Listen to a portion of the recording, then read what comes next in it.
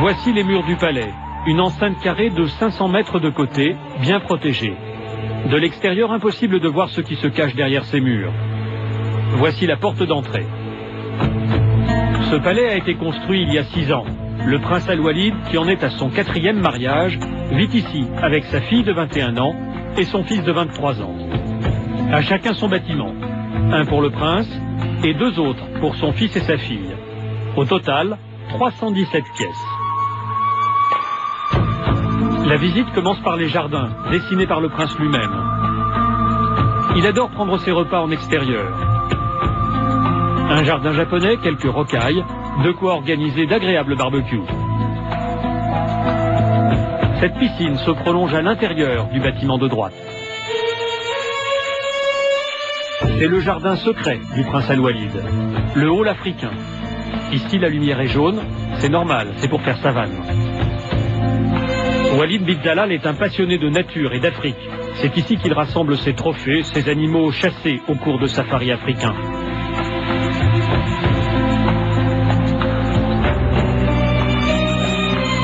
La visite continue par des couloirs souterrains. Tous les bâtiments sont reliés entre eux par un réseau en sous-sol. Il y fait plus frais.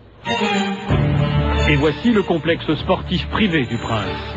Il s'y rend tous les soirs pour nager dans cette piscine. Il peut y faire des longueurs de 30 mètres ou se lancer de son plongeoir de 5 mètres.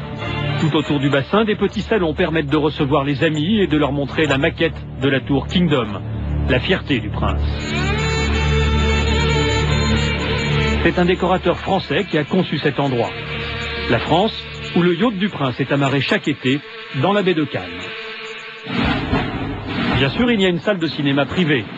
Le prince est un amateur de films américains et côté français, il adore Louis de Funès.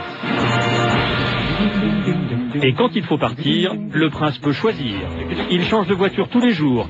Des 4x4 qu'il possède chaque fois en double exemplaire, un pour lui et un pour ses gardes du corps.